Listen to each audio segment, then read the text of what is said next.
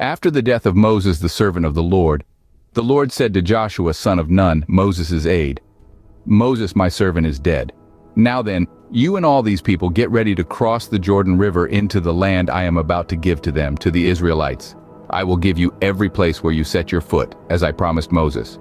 Your territory will extend from the desert to Lebanon, and from the great river, the Euphrates, all the Hittite country, to the Mediterranean Sea in the west.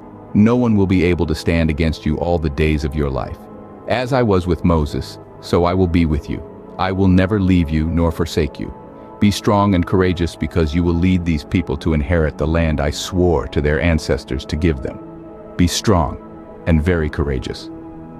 Be careful to obey all the law my servant Moses gave you. Do not turn from it to the right or to the left, that you may be successful wherever you go. Keep this book of the law always on your lips. Meditate on it day and night, so that you may be careful to do everything written in it. Then you will be prosperous and successful. Have I not commanded you? Be strong and courageous. Do not be afraid. Do not be discouraged, for the Lord your God will be with you wherever you go." So Joshua ordered the officers of the people, "Go through the camp and tell the people, get your provisions ready. 3 days from now you will cross the Jordan here to go in and take possession of the land the Lord your God is giving you for your own."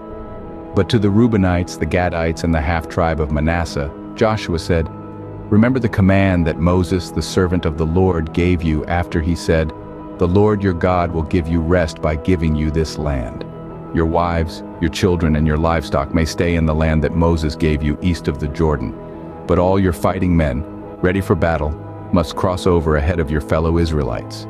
You are to help them until the Lord gives them rest, as he has done for you, and until they too have taken possession of the land the Lord your God is giving them. After that, you may go back and occupy your own land, which Moses, the servant of the Lord, gave you east of the Jordan toward the sunrise."